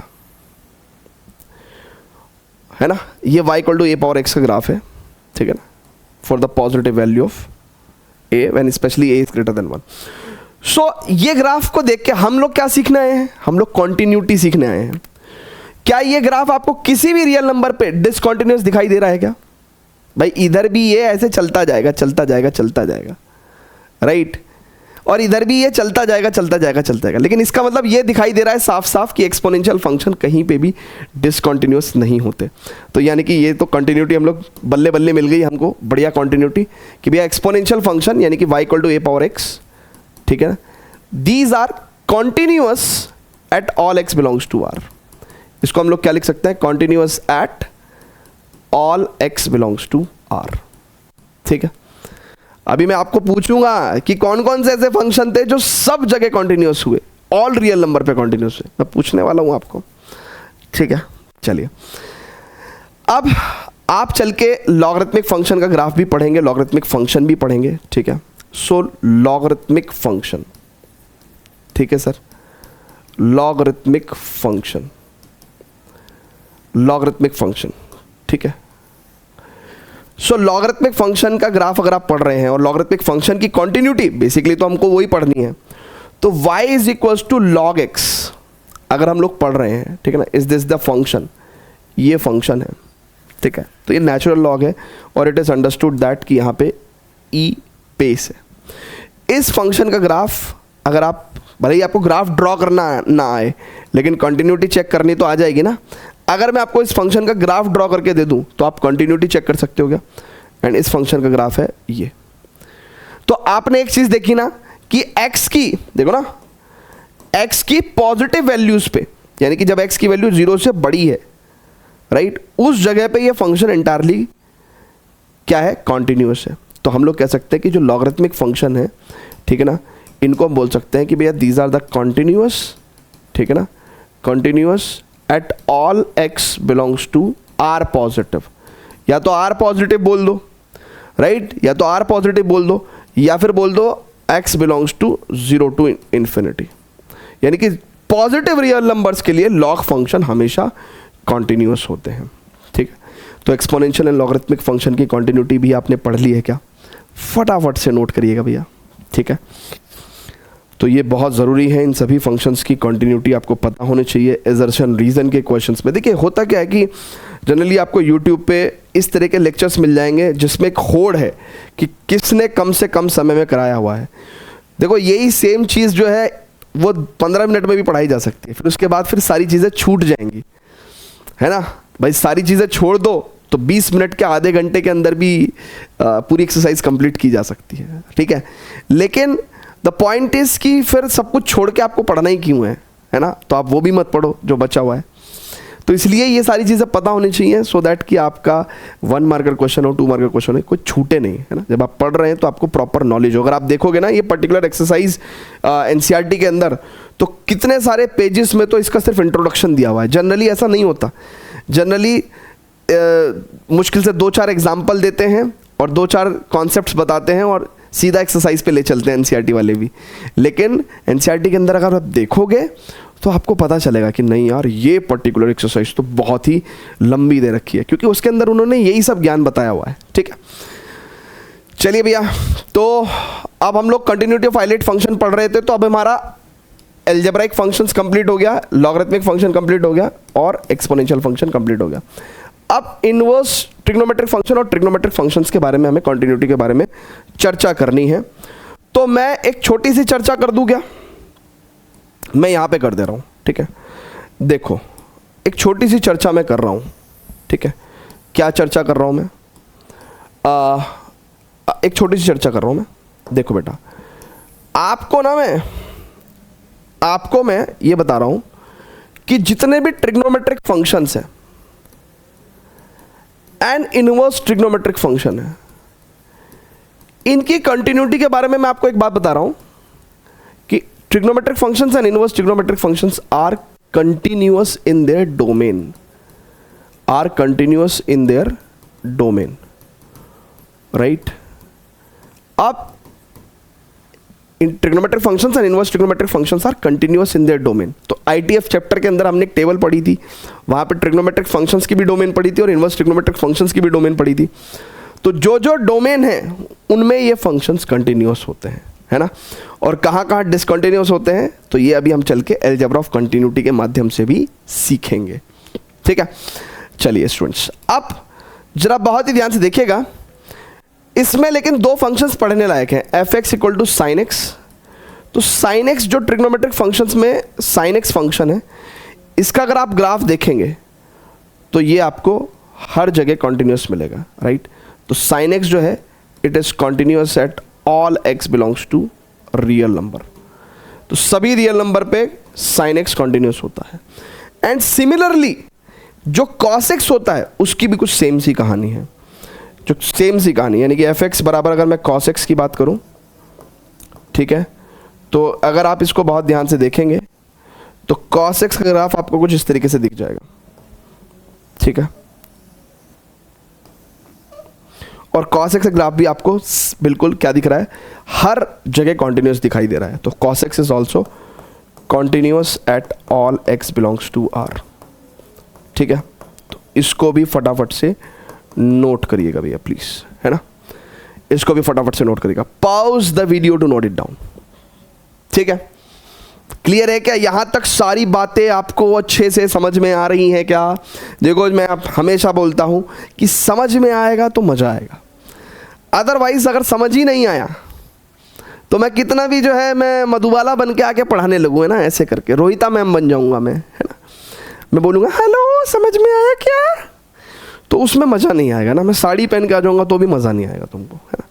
जब तक समझ में नहीं आएगा तब तक मज़ा नहीं आएगा, ठीक है। चलिए, तो अब स्टूडेंट्स बहुत ही ध्यान से देखिएगा, एक जगह हम जहाँ बहुत सारी बातें लिख रहे थे, यहाँ पे हमें एक बात लिखनी पड़ेगी। क्या बात लिखनी पड़ेगी? कि कौन कौन से फंक्शन ऐसे थे जो सब जगह कंटिन्यूस थे। तो देखो, polynomial function, right, modulus function, right, exponential function, right, sine x, cos x, है ना। एक्सपोनेंशियल फंक्शन में ये जो y equal to a power x वाले फंक्शन थे, right. Polynomial function, modulus function, exponential function, sine x और cos x, ये हर रियल नंबर पे कंटिन्यूस होते हैं। Continuous at all x belongs to r, continuous at all x belongs to r. ये एक अच्छा खासा मेजर पोर्शन होता है कॉन्टिन्यूटी का, जिसको मैं देखता हूं कि मेजॉरिटी ऑफ द क्लासरूम में पता क्या करते हैं, इतनी कॉन्टिन्यूटी को वो समझाते ही नहीं है। वो क्या करते हैं कि सीधा लिख दिया, टेबल लिख दी, जाओ बेटा याद कर लो, एग्जाम में नहीं पूछा जाता। अरे कैसे नहीं पूछा जाता भाई, हैं? आप बताओगे तभी तो, है ना। आपको कॉन्टिन्यूटी का आइडिया होना चाहिए, ठीक है। चलिए, अब स्टूडेंट्स हम लोग फर्दर प्रोसीड करेंगे। जैसे कि हम लोगों ने स्टार्टिंग में पढ़ा था, क्या पढ़ा था बच्चों? हमने स्टार्टिंग में पढ़ा था कि हमने आपसे कहा था कि देखो सर, कॉन्टिन्यूटी चेक करने के वेरियस मेथड्स हैं, ठीक है। कि भैया इंस्पेक्टिंग द ग्राफ हम लोग कॉन्टिन्यूटी चेक कर सकते हैं। देन हमने कहा था कि कॉन्टिन्यूटी ऑफ आइलेट, यानी कि ये जो 11वीं क्लास से अभी तक हमने सारे फंक्शंस पढ़े हैं, inverse trigonometric, logarithmic, algebraic, trigonometric, exponential function, इनकी कॉन्टिन्यूटी पढ़ेंगे। नाउ अब we are entering into the major नहीं मतलब most important topic of the day, ठीक है। यूजिंग लिमिट्स कॉन्टिन्यूटी हम लोग कैसे चेक करते हैं, यूजिंग लिमिट्स। और ये लिमिट्स कहाँ से आई, क्यों आई, और कैसे ये कंटिन्यूटी चेक कर रही है, तमाम सारी बातें करते हैं। तो आइए फर्दर प्रोसीड करते हैं, ठीक है। Continuity at a point using limits, ठीक है, कर दें क्या स्टार्ट। चलिए स्टूडेंट्स, अब पढ़ेंगे हम लोग continuity at a point using limits, यानी कि कैसे कंटिन्यूटी चेक करते हैं किसी पर्टिकुलर पॉइंट पे using the concept of limit. तो आइए एक डेफिनेशन लिखते हैं, है ना, फिर उस डेफिनेशन को इंटरप्रेट करेंगे। कह रहा है एक फंक्शन है भैया, a function y equal to f x, a function y equal to sir ji f x, ठीक है। A function y equal to f x, कह रहा है कि this function is said to be continuous, is said to be continuous, this function is said to be continuous at some point x equal to a if what। कह रहा है एक function y equal to f x किसी particular point x equal to a पे continuous कहा जाएगा, कब कब, कह रहा अगर ऐसा हो जाए कि उस पर्टिकुलर पॉइंट पे फंक्शन का लेफ्ट हैंड लिमिट, उस पर्टिकुलर पॉइंट पे फंक्शन का लेफ्ट हैंड लिमिट, उस पर्टिकुलर पॉइंट पे फंक्शन का राइट हैंड लिमिट, और उस पर्टिकुलर पॉइंट पे फंक्शन का वैल्यू इक्वल हो जाए, ठीक है। आपको मेरी बात समझ में आई? मैं फिर से बोल रहा हूं, कह रहा है एक फंक्शन है y equal to f x, ये x इक्वल टू a पे कंटिन्यूस कहा जाएगा अगर उस पर्टिकुलर पॉइंट पे left hand limit, right hand limit और फंक्शन का वैल्यू तीनों इक्वल हो जाए। कहने का सर बिल्कुल समझ में नहीं आया, बिल्कुल समझ में नहीं आया सर, बिल्कुल समझ में नहीं आया, ठीक है। आओ जरा देखते हैं सर क्या कहना चाह रहा है वो। एक काम करते हैं, एक फंक्शन का ग्राफ ड्रॉ करते हैं, एक फंक्शन का ग्राफ ड्रॉ करते हैं। Let's say this is y equal to f x, और ये मैंने कुछ पॉइंट ले लिया x is equal to a, ठीक है। अब x इक्वल टू ए पे मैं फंक्शन की कंटिन्यूटी चेक कर रहा हूं, तो मेरे पास मैथमेटिकल टूल क्या है ना, फंक्शन की वैल्यू और लिमिट्स, है ना। तो आइए जरा देखते हैं, जब मैं x की वैल्यू a रखूंगा बच्चों तो मेरे को एफ ए वैल्यू मिलेगी, right, this is value F A, मतलब इस पॉइंट पे जो मेरे को वैल्यू मिल रही है ये एफ ए है, ये जो एफ ए वैल्यू है भाई x इक्वल टू ए पे मेरे को एफ ए वैल्यू मिलेगी, ठीक है। अच्छा, what about the left hand limit. तो लेफ्ट हैंड लिमिट क्या करता है, अगर आप महसूस करना चाहो अंदर से, तो लेफ्ट हैंड लिमिट क्या करता है, x equal to a point के लेफ्ट में मुझे फंक्शन की वैल्यू देता है। मतलब ये जो वैल्यू है मेरी बेसिकली क्या है, left hand limit at x equal to a है, राइट। और राइट हैंड लिमिट क्या करता है, मुझे a के जस्ट राइट पे मुझे फंक्शन की वैल्यू देता है, मुझे फंक्शन की वैल्यू देता है a के जस्ट राइट पे। तो ये हो गया मेरे पास राइट हैंड लिमिट। जब ये तीनों वैल्यू बहुत ही क्लोज है और ऑलमोस्ट इक्वल है, जब ये तीनों वैल्यू बहुत ही क्लोज है एंड ऑलमोस्ट इक्वल है, देन इट अपीयर्स कि x इक्वल टू ए पे, है ना, उसका लेफ्ट उसका राइट और x इक्वल टू ए पे फंक्शन तीनों डिफाइंड है। सो x इक्वल टू ए पे फंक्शन कंटिन्यूअस अपीयर होगा। भाई खुद सोचो, मान लो मेरा घर है और मेरे बराबर में लेफ्ट में भी एक घर है और मेरे राइट में भी एक घर है, तो ये कहा जाएगा कि ये तीनों घर लगातार हैं, यानी कि मेरे पॉइंट पे जहां मेरा घर है वहां पे कंटिन्यूटी मेंटेन की जा रही है। बिल्कुल ऐसा ही है मतलब, ठीक है। अब ये तो मैंने आपको थोड़ा सा भावनाओं के साथ समझा दिया, वैसे एक्चुअल मीनिंग लिमिट्स का और फंक्शन की वैल्यू का यही है और इसी हिसाब से ही कंटिन्यूटी स्टेब्लिश हो रही है। अब इसी बात को मैं थोड़ा लिमिट के कॉन्सेप्ट में लिखूं तो लेफ्ट हैंड लिमिट को मैं ऐसे शो करता हूं कि फंक्शन की वैल्यू जब x की वैल्यू a को लेफ्ट साइड से अप्रोच कर रही है ना, a का लेफ्ट मैंने a नेगेटिव से शो किया है। राइट हैंड लिमिट में कैसे शो कर रहा हूं बच्चों कि फंक्शन का वैल्यू, राइट, जब x की वैल्यू a के जस्ट राइट पे है, a का जस्ट राइट मतलब a पॉजिटिव से शो किया मैंने, एंड फंक्शन का वैल्यू। तो ये इस तरीके से मैं इनका ये वाला फॉर्मेट भी लिख रहा हूं। तो अगेन फाइनली सम अप करता हूं, कहता है कि एक फंक्शन किसी पर्टिकुलर पॉइंट पे कंटिन्यूअस कहा जाएगा अगर left hand limit, right hand limit और फंक्शन का वैल्यू तीनों इक्वल है, और ग्राफिकली भी मैंने आपको इसको समझा दिया है, ठीक है। क्लियर है क्या? अब हमें ये एग्जैक्ट कॉन्सेप्ट एक क्वेश्चन के अंदर लगाना है, उससे और ज़्यादा बेटर क्लियरिटी आएगी। फटाफट से इसको नोट करिएगा भैया please. Pause the video, note it down. चलिए, सो एक प्यारा सा क्वेश्चन उठाते हैं, है ना, ये रहा क्वेश्चन, ठीक है ना। उसने कहा भैया, क्वेश्चन को बच्चे पढ़ते ही नहीं है, क्वेश्चन कह रहा find all points of discontinuity, है ना, where the function is defined as this. ये फंक्शन टुकड़ों में डिफाइंड है, इसलिए इस फंक्शन का नाम होता है पीस वाइज डिफाइंड फंक्शन। मतलब जो फंक्शन टुकड़ों में डिफाइंड होते हैं, भैया इसकी दो डेफिनेशन है ना, x की वैल्यू 2 या 2 से लेफ्ट में हो तो एक डेफिनेशन है, 2 के राइट में एक डेफिनेशन है। तो ये फंक्शन टुकड़ों में डिफाइंड है और इसीलिए इसको पीस वाइज डिफाइंड फंक्शन कहा जाता है, ठीक है। चलिए, तो अब इस फंक्शन में सबसे पहले हम लोग क्या करेंगे, एक नंबर लाइन ड्रॉ करेंगे भैया, ठीक है। और हम यहाँ पे लिखेंगे कि यार 2 है ना, x की वैल्यू 2 है ना, लाइक इस पॉइंट पे x की वैल्यू 2 है, तो 2 के राइट में फंक्शन कैसा डिफाइंड है भैया, 2x - 3, ठीक है। और 2 के लेफ्ट में x वैल्यू 2 या 2 के लेफ्ट में फंक्शन की डेफिनेशन है भैया कितनी, इट इज 2x + 3, ठीक है। क्लियर है क्या? 2 और 2 के लेफ्ट में फंक्शन की डेफिनेशन है 2x + 3 और 2 के राइट में फंक्शन की डेफिनेशन 2x - 3, ठीक है। हमको कहा उसने find all points of discontinuity. अब देखो बच्चों, सारे पॉइंट्स ऑफ डिसकंटिन्यूटी हमें चेक करना है। अब मेरी बात सुनो, जब मैं कह रहा हूं कि x की वैल्यू 2 से छोटी है तो मेरा फंक्शन क्या है, 2x + 3 है, जो कि एक पॉलिनोमियल फंक्शन है। दिख रहा है आपको, पॉलिनोमियल फंक्शन है, लीनियर फंक्शन है, और पॉलिनोमियल फंक्शन दुनिया में हर जगह कॉन्टिन्यूअस होते हैं। तो इसका मतलब क्या है कि x < 2 के लिए भी फंक्शन कंटिन्यूअस हो जाएगा, ठीक है, ओके। फिर मैं अगर आपको बात करूं कि फॉर x > 2, यानी कि 2 से बड़ी वैल्यूज की बात कर रहा हूं, है ना भाई, 2 से बड़ी वैल्यूज की बात कर रहा हूं मैं, ठीक है। तो मेरा फंक्शन क्या है, fx = 2x - 3, और ये भी एक पॉलिनोमियल फंक्शन है, और पॉलिनोमियल फंक्शन दुनिया में हर जगह कॉन्टिन्यूअस होते हैं, ठीक है ना।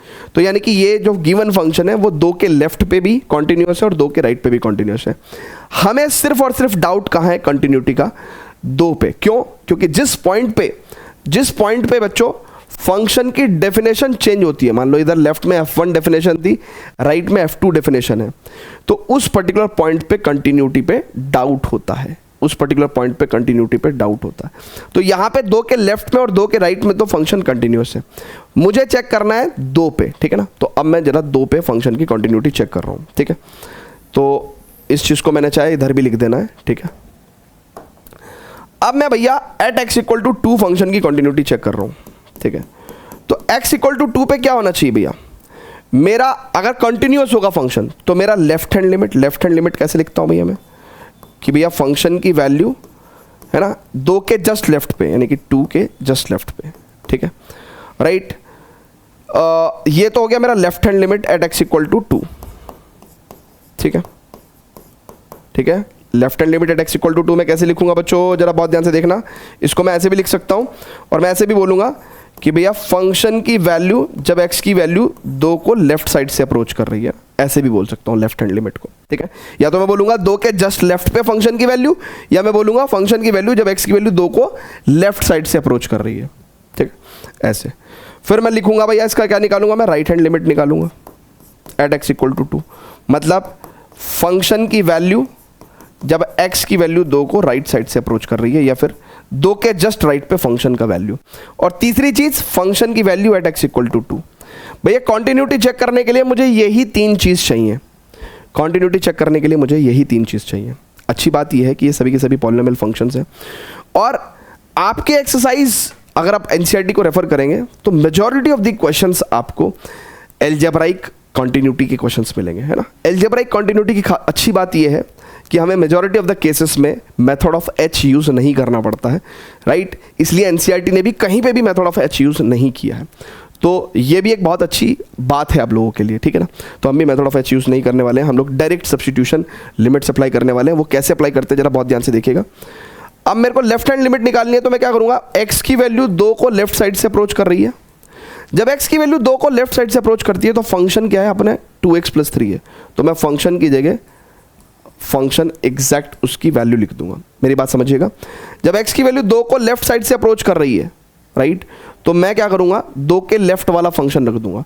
और जैसे ही मैंने 2 के लेफ्ट वाला फंक्शन रखा तो मैं ये 2 का लेफ्ट वाला साइन हटा दूंगा, मतलब नेगेटिव साइन हटा दूंगा।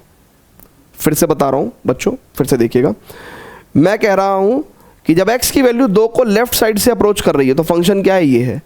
तो मैं क्या करूंगा, मैं फंक्शन लिख दूंगा 2x प्लस 3, और जैसे ही मैंने 2 के लेफ्ट वाला फंक्शन रखा वैसे ही मैं 2 के ऊपर से नेगेटिव साइन हटा दूंगा, राइट। और अब मैं डायरेक्ट सब्स्टिट्यूशन करके लिमिट निकालूंगा। तो डायरेक्ट सब्स्टिट्यूशन मतलब 2 और x की जगह 2 रखेंगे तो 2 2 4 प्लस 3 7। सो ये मेरे पास क्या आ गई भैया, आपके पास लेफ्ट हैंड लिमिट आ गई, राइट। सेम काम मैं यहाँ पे करूँगा, मैं क्या करूँगा, 2 का पॉजिटिव साइन हटा के 2 के राइट वाला फंक्शन रख दूंगा, है ना। तो 2 के राइट वाला फंक्शन लिख दिया मैंने, राइट। मैंने 2 का पॉजिटिव साइन हटा के 2 का राइट साइड वाला फंक्शन लिख दिया, और यहाँ पे मैं डायरेक्ट सब्स्टिट्यूशन से लिमिट निकालूंगा। तो 2 दूनी 4 में से 3 गया 1, ठीक है। अब यही दोनों अनइक्वल हैं, राइट। तो मुझे फंक्शन की वैल्यू निकालने की जरूरत ही नहीं है, क्योंकि अगर लेफ्ट हैंड लिमिट ही राइट हैंड लिमिट के अनइक्वल आ गया तो इस पॉइंट पे फंक्शन वैसे भी क्या हो गया, डिसकंटिन्यूअस हो गया, ठीक है भैया। क्योंकि हमने क्या कहा था भैया, हमने आपसे क्या कहा था, हमने कहा था कि या तो ये तीनों वैल्यूज इक्वल होंगी, है ना, left hand limit, right hand limit और फंक्शन की वैल्यू। लेकिन अगर ये तीनों इक्वल नहीं हुई, मान लो ये 2 भी इक्वल नहीं हुई, तो भी फंक्शन डिसकंटिन्यूअस हो गया ना। तो यानी कि अगर ये तीनों वैल्यू इक्वल नहीं हुई तो क्या होगा, अदरवाइज फंक्शन डिसकंटिन्यूअस हो जाएगा। सो अदरवाइज डिसकंटिन्यूअस, तो यानी कि या तो ये तीनों वैल्यू इक्वल हो, राइट, और तीनों वैल्यू इक्वल होने के समय पे अगर यही 2 इक्वल नहीं हो पाई तो तीसरी को निकाल के फायदा भी नहीं है, फंक्शन वैसे भी डिसकंटिन्यूअस कैटेगरी में आ गया, ठीक है। सो गाइस बहुत ध्यान से देखेंगे, जब ये दोनों लिमिट ही इक्वल नहीं है तो फंक्शन हमारा डिसकंटिन्यूअस हो गया एट x = 2। क्लियर है क्या? ये वन ऑफ द वे है क्वेश्चन को सॉल्व करने का, और इस तरीके से आपका जितने भी एल्जेब्रिक कंटिन्यूटी के क्वेश्चन है, पीस वाइज डिफाइंड फंक्शन, सारी कंटिन्यूटी आप ऐसे सॉल्व कर सकते हैं। और स्पेशली आप कुछ नसीब है कि एनसीईआरटी के अंदर आप लाइन से देखेंगे सारे के सारे क्वेश्चन एल्जेब्रिक कंटिन्यूटी पे ही बेस्ड है। You will not find a single question based on ITF continuity, ठीक है ना, इवन इन द PYQs, है ना। तो एक्सपोनेंशियल एंड लॉगरिथमिक कंटिन्यूटी के ऊपर भी बहुत सारे क्वेश्चंस आपको नहीं मिलेंगे, ठीक है। Majority of the questions algebraic continuity के ऊपर, ठीक है। वंडरफुल, चलिए बहुत बढ़िया। अब इसी तर्ज पे एक क्वेश्चन और करते हैं, है ना। और यहाँ पे इस क्वेश्चन में वो कह रहा है, पहले ही बोल रहा है ना। तो ये देखिए, या तो आपको इस तरह के क्वेश्चंस मिलेंगे जहाँ पे आपको कुछ एक फंक्शन देगा जो टुकड़ों में डिफाइंड होगा और आपको कंटिन्यूटी चेक करने को बोलेगा, या कई बार वो कुछ इस तरह के क्वेश्चंस पूछेंगे कि किसी पर्टिकुलर पॉइंट पे फंक्शन पहले से ही कॉन्टिन्यूअस गिवन है, फंक्शन पहले से ही कॉन्टिन्यूअस गिवन है, राइट। और आपको कुछ अननोन्स की वैल्यू निकालनी पड़ेगी, जैसे a और b की वैल्यू यहाँ पे निकालनी है, ठीक है। तो देखिए हम कैसे करेंगे भैया, a और b की वैल्यू कैसे निकालेंगे। कह रहा relationship between a and b निकालिए सर अगर फंक्शन x = 3 पे कॉन्टिन्यूअस है। तो देखिए बच्चों बहुत ध्यान समझिएगा, अगर मैं 3 और 3 के लेफ्ट की बात करूँ, 3 और 3 से छोटी वैल्यू बात करूँ, तो यानी कि फंक्शन मेरा है ax + 1, और 3 के राइट में मेरा फंक्शन है bx + 3, ठीक है। क्लियर है क्या? अच्छा, 3 पे मेरे को फंक्शन कंटिन्यूअस गिवन है ना। तो एट x = 3 अगर मेरा फंक्शन कंटिन्यूअस है, अगर मेरा फंक्शन क्या है बच्चों, कंटिन्यूअस है, तो क्या बड़ी चीज होने वाली है, basically left hand limit eight 3, यानी कि 3 के जस्ट लेफ्ट पे फंक्शन का value, right hand limit eight 3, ठीक है ना, यानी कि 3 के जस्ट राइट पे फंक्शन का वैल्यू, और फंक्शन की वैल्यू एट 3। ये तीनों चीज इक्वल होंगी, ये तीनों चीज इक्वल होंगी कि नहीं होंगी। अगर फंक्शन कंटिन्यूअस है तो मैं ये तीनों चीज निकाल के और a और b की वैल्यू निकालने वाला हूं। अब देखो बच्चों, मैं जब लेफ्ट हैंड लिमिट निकालूंगा, यानी कि 3 के जस्ट लेफ्ट पे फंक्शन का वैल्यू, तो मैं क्या करूंगा, बेसिकली 3 का जस्ट लेफ्ट, अब 3 नेगेटिव का मतलब 3 के जस्ट लेफ्ट वाला फंक्शन लिख दूंगा मैं, ठीक है भाई। नेगेटिव साइन हटाया और 3 का लेफ्ट वाला फंक्शन रख दिया, और यहाँ पे डायरेक्ट सब्स्टिट्यूशन से मेरे पास जो वैल्यू आ जाएगी वो आ जाएगी 3a + 1, ठीक है, लेफ्ट हैंड लिमिट। क्लियर है क्या? अच्छा, राइट हैंड लिमिट की बात करूंगा, यानी कि 3 पे राइट हैंड लिमिट, यानी कि 3 के जस्ट राइट पे फंक्शन का वैल्यू। सो 3 का जस्ट राइट पे फंक्शन है क्या, है ना, तो पॉजिटिव साइन हटाया और 3 के राइट साइड वाला फंक्शन लिख दिया, राइट। सो मेरे पास ये कितना हो गया, इट इज b × 3 + 3, सो यानी कि 3b + 3 हो जाएगा, ठीक है। अच्छा, फंक्शन की वैल्यू एट 3 की अगर मैं बात करूंगा, तो देखो ये जो लाइन है ना, ये लाइन बता रही है कि जो लाइन पे है वही लाइन के लेफ्ट पे है, मतलब 3 पे और 3 के लेफ्ट पे फंक्शन सेम ही है, यानी कि व्हेन x = 3 फंक्शन यही कहलाएगा, राइट भाई। जब x की वैल्यू 3 के इक्वल है तो फंक्शन तो यही है ना, तो f3 कितना हो जाएगा, 3a + 1, राइट। तो ये तो सेम ही यही क्वांटिटी हो गई। अब क्योंकि x इक्वल टू 3 पे फंक्शन कंटिन्यूअस है, तो यानी कि दिस एंड दिस ये सारे के सारे क्या होंगे, इक्वल होंगे। और अगर ये सारे इक्वल हैं तो यानी कि वी कैन से कि 3a + 1 will equal to 3b + 3। और मेरे को a और b का क्या पूछा था उन्होंने, रिलेशनशिप पूछा था, वो रिलेशनशिप मेरे पास आ जाएगी। कितना हो जाएगा भैया इट इज, अगर आप देखो तो 3a इक्वल टू 3b + 2 है ना, राइट, 3b + 2, तो 3 से डिवाइड कर दो तो a इक्वल टू b + 2/3 हो जाएगा। यही रिलेशन हो गया, this is our relation, a equal to b + 2/3। Clear है क्या, जल्दी से बताइएगा सर, है ना। तो ऐसे करके हमें कंटिन्यूटी के सवाल करने हैं, राइट है क्या। सो या तो आपको पीस वाइज फंक्शन मिलेंगे, उनकी कंटिन्यूटी चेक करनी है, ठीक है, या फिर किसी पर्टिकुलर पॉइंट पे फंक्शन की कंटिन्यूटी दी हुई होगी और आपको क्या करना है, ठीक है, कुछ अननोन्स की वैल्यू निकालनी है, कोई रिलेशनशिप निकाल देना है, ठीक है, राइट है क्या। चलिए बहुत बढ़िया। अब इसमें एक और बहुत ही पॉपुलर क्वेश्चन आता है, ठीक है, जिसमें हम लोग को k का वैल्यू पूछता है। मतलब अगर प्रीवियस 10 ईयर्स के पेपर देखोगे तो 7 ईयर्स में आपको k का वैल्यू पूछने वाला क्वेश्चन मिल जाएगा, ठीक है। तो k का वैल्यू पूछते हैं हमसे, ठीक है ना, वो वाला मतलब कंटिन्यूटी गिवन होगी और k का वैल्यू पूछेंगे, तो वो वाला क्वेश्चन करते हैं। बट उससे पहले एक बार स्टार्टिंग में चलते हैं जहाँ पे हमने लिखा था कि हाउ टू चेक कंटिन्यूटी, और इसके हमने डिफरेंट मेथड्स पढ़े, जैसे inspecting the graph, continuity of आइलेट फंक्शन यूजिंग लिमिट्स, और एक लास्ट मेथड बचता है हमारे पास एल्जेब्रा ऑफ कंटिन्यूटी का, ठीक है ना। तो एक ये छोटा सा टॉपिक एल्जेब्रा ऑफ कंटिन्यूटी पढ़ते हैं, ठीक है ना, इसको अप्लाई करते हैं, ठीक है ना। एंड देन जो फिर वो मैं बता रहा हूँ ना आपको मोस्ट पॉपुलर क्वेश्चन है जो के निकालने वाला, फिर उसको अटेम्प्ट करते हैं। उसके माध्यम से हम लोग एक एल हॉस्पिटल रूल को भी सीखेंगे, ठीक है। चलिए तो एल्जेब्रा ऑफ कंटिन्यूटी पढ़ते हैं बच्चों, एल्जेब्रा ऑफ कंटिन्यूटी। अब एल्जेब्रा ऑफ कंटिन्यूटी बड़ी आसान चीज़ है, बहुत ही आसान चीज़ है ना। ये क्या कह रही है भैया, एल्जेब्रा ऑफ कंटिन्यूटी बोलती है सर कि सर एल्जेब्रा ऑफ कंटिन्यूटी कहती है कि अगर ऐसा मान लिया जाए कि आपको दो फंक्शन दे रखे हैं, if f(x) is the function और जो कि कंटिन्यूअस है, मान लो f(x) फंक्शन कहाँ कंटिन्यूअस है आपका, at some point x equal to let's say a पे, और एक दूसरा फंक्शन लेट्स से gx भी है, ये भी गिवन है कि ये फंक्शन भी कंटिन्यूअस है at x equal to a पे। मान लो दो अलग अलग फंक्शन है और वो x equal to a same point पे कंटिन्यूअस है, और ऐसा हो सकता है। मान लो हमने आपको सिखाया कि भैया sin x इस दुनिया में हर जगह कंटिन्यूअस होता है ना, तो वो एट x इक्वल टू 5 पे भी कंटिन्यूअस होगा, ठीक है, होगा कि नहीं होगा। अच्छा, जैसे ऐसा हो सकता है कि भैया दूसरा function let's say f(x) is equal to modulus x है, ये दुनिया में हर जगह कंटिन्यूअस होता है, तो ये एट x इक्वल टू 5 पे ये भी कंटिन्यूअस होगा। तो यानी कि एक पॉइंट पे दो फंक्शन कंटिन्यूअस हो सकते हैं। तो कह रहा है कि अगर दो फंक्शन किसी एक पॉइंट पे कंटिन्यूअस है, कह रहा है देन इन दोनों फंक्शन का जो जोड़ होगा यानी कि f(x) प्लस gx वो भी कंटिन्यूअस होगा उस पॉइंट पे। यानी कि दो फंक्शन अगर सेपरेटली किसी पर्टिकुलर पॉइंट पे कंटिन्यूअस हैं तो उनका जोड़ भी कंटिन्यूअस होगा, राइट, उनकी घटा भी कंटिन्यूअस होगी, राइट, उनकी घटा भी कंटिन्यूअस होगी at x equal to a पे, उनकी मल्टीप्लिकेशन भी कंटिन्यूअस होगी, उनकी मल्टीप्लिकेशन भी कंटिन्यूअस होगी at x equal to a पे, उनका डिवीजन भी कंटिन्यूअस होगा at x equal to a पे, ठीक है।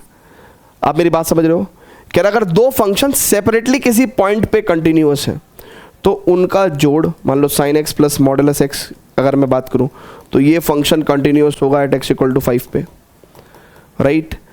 मैं कहूं इनका घटा ये भी कंटिन्यूअस होगा एट x इक्वल टू 5 पे, ठीक है ना। अगर मैं कहूं आपसे मल्टीप्लिकेशन तो भी sin x into modulus x, या फिर मैं कहूं अगर modulus x into sin x, तो ये फंक्शन भी कंटिन्यूअस होगा एट x इक्वल टू 5 पे। अगर मान के चलो कोई आपसे एग्जाम में कोई क्वेश्चन पूछ ले कि यार f(x) equal to modulus x into sin x, इसकी कंटिन्यूटी चेक करनी है, ना तो आपसे ग्राफ बनेगा, ना ये आइलेट फंक्शन में से कोई वन ऑफ द फंक्शन है, ना आप इसको लिमिट से चेक कर पाएंगे इतना कन्वीनियंटली, लेकिन आपको क्या दिख रहा है साफ साफ कि यार ये मॉडुलस फंक्शन है, ये x इक्वल टू 5 पे कंटिन्यूस होगा, ये साइन x है, ये x इक्वल टू 5 पे कंटिन्यूस होगा, तो इनका प्रोडक्ट भी कंटिन्यूस है। तो अलजेब्रा ऑफ कंटिन्यूटी से बहुत सारे ऐसे फंक्शंस हैं जहां पे आप कंटिन्यूटी बहुत इजीली से एक्सप्लेन कर सकते हैं, ठीक है। अच्छा, डिवीजन की बात कर रहे हैं मान लो, तो मैं अगर मान लो कह दूं कि sine x upon modulus x, तो देखो sine x upon modulus x continuous होगा किस पे, एट एक्स इक्वल टू 5 पे, राइट। कहाँ कॉन्टिन्यूस नहीं होगा, अगर मैं कह लूँ कि भाई sine x upon modulus x कहाँ कंटिन्यूस नहीं होगा, तो जहाँ पे डिनोमिनेटर पार्ट 0 हो जाएगा। मतलब अगर मैं आपको बोलूँ कि this function is continuous at all x belongs to r, right, except जहाँ पे मॉडुलस एक्स नीचे वाला जो एक्स है वो 0 हो जाएगा, राइट। तो एक्स इक्वल टू 0 को छोड़ के ये हर जगह कॉन्टिन्यूस रहेगा, ठीक है भैया, क्लियर है क्या, राइट है क्या, जरा मेरी बात समझिएगा, ठीक है, क्योंकि x इक्वल टू 0 पे ये नॉट डिफाइंड हो जाएगा, ठीक है। अच्छा, सो अभी तो फिलहाल लेकिन हम लोग x इक्वल टू 5 पे कंटिन्यूटी चेक कर रहे थे, तो हम लोग यहां पे लिख सकते हैं कि यस इनका डिवीजन भी कंटिन्यूअस रहेगा एट x इक्वल टू 5। आप मेरी बात समझो ना, अगर ये दो function separately x equal to 5 पे कंटिन्यूअस है तो इनका जोड़ घटा गुना और भाग भी x इक्वल टू 5 पे कंटिन्यूअस रहेगा, ठीक है ना।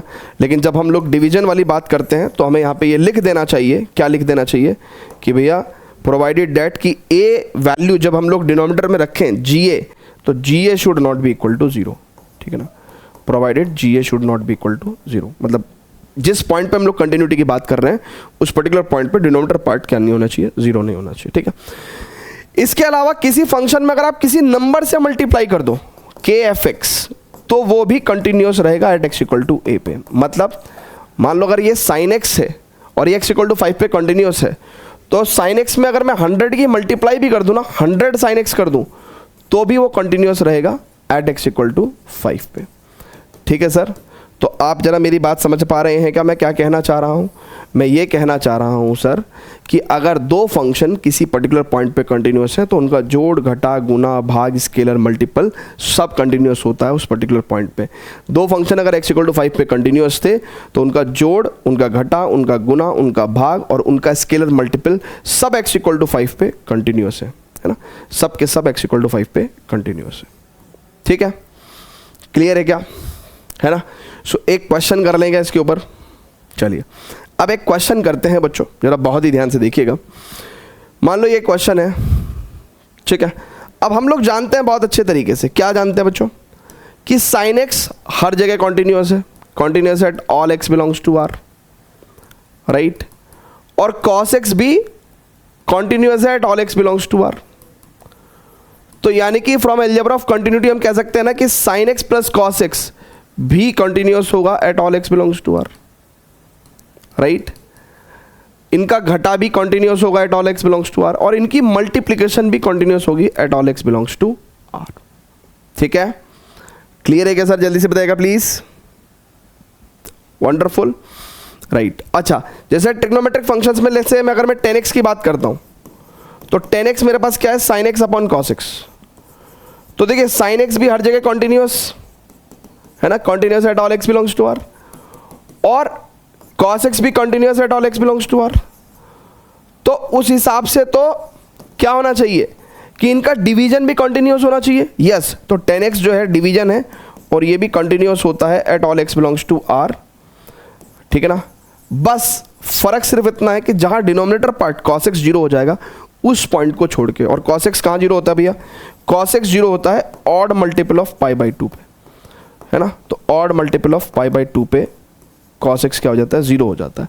तो इसका मतलब 10x जो है वो सभी जगह कंटिन्यूस है except, right, odd multiple of pi by 2। और एग्जैक्टली यही क्या होती है, 10x की डोमेन होती है। तो आपको ध्यान होगा, मैंने आपको एक बात बताई थी कि भैया ट्रिग्नोमेट्रिक फंक्शन और इनवर्स ट्रिग्नोमेट्रिक फंक्शंस बेसिकली अपनी अपनी डोमेन में कंटिन्यूस होती हैं, और ये 10x की क्योंकि डोमेन है, राइट, तो ये अपनी डोमेन में कंटिन्यूस है। और इसी तरीके से आप जितने भी ट्रिग्नोमेट्रिक फंक्शंस हैं उन सभी की कंटिन्यूटी एक्सप्लेन कर सकते हैं थ्रू अलजेब्रा ऑफ कंटिन्यूटी, ठीक है, क्लियर है क्या, वंडरफुल। चलिए सो अभी आप मान लीजिए कि कॉन्सेप्चुअली हमने कंटिन्यूटी पूरा सीख लिया है। हाँ, तो एक कंटिन्यूटी से बड़ा पॉपुलर क्वेश्चन जो मैं कह रहा था ना आपको कि 7 आउट ऑफ 10 टाइम्स पूछते हैं वो, ठीक है।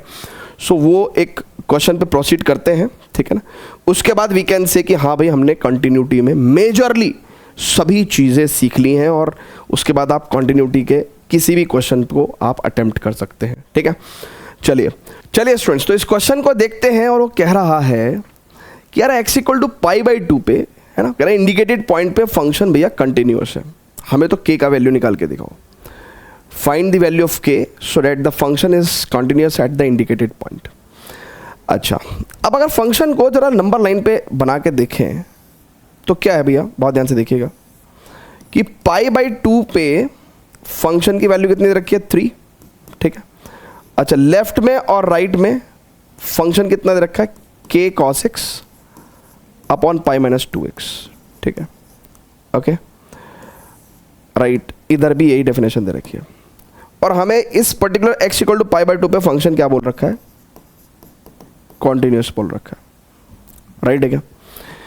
अच्छा, जब function at x equal to pi by 2 पे कॉन्टिन्यूस है, राइट है क्या, अगर कॉन्टिन्यूस है सो बच्चों बहुत ध्यान से देखिएगा, इसका मतलब तो क्या है कि left hand limit at pi by 2, ठीक है, of the function, right hand limit of the function at pi by 2 and function का वैल्यू एट पाई बाई 2, ये तीनों चीजें इक्वल होंगी भाई for continuity at x equal to pi by 2। अगर हमें दिया हुआ ही है कि फंक्शन कंटिन्यूअस है at x equal to pi by 2 पे, तो इसका मतलब ये तीनों वैल्यू इक्वल है और तीनों वैल्यू इक्वल है तो मैं कोई भी एनी 2 को इक्वल रख दूं क्या भाई, मतलब मैं तो कोई भी एनी 2 का इस्तेमाल कर लूँ ना, मैं तो कोई भी एनी 2 का इस्तेमाल कर ले रहा हूँ। ठीक है, चलो जी, तो मैंने एनी 2 का इस्तेमाल कर लिया। ठीक है, अब मुझे फंक्शन की वैल्यू एट पाई बाई 2 कितनी दे रखी है, राइट हैंड साइड पे, है ना, पाई बाई 2 पे फंक्शन की वैल्यू कितनी है, 3 है। अच्छा, एक चीज और समझिएगा जरा बहुत ध्यान से,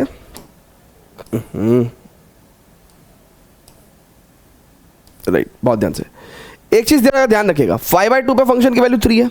अच्छा, जब मेरा x की वैल्यू पाई बाई 2 को राइट साइड से अप्रोच कर रहा है ना, तो पाई बाई 2 के राइट साइड पे फंक्शन कितना है, k cos x upon pi minus 2x, ऐसा बोल सकता हूं क्या मैं।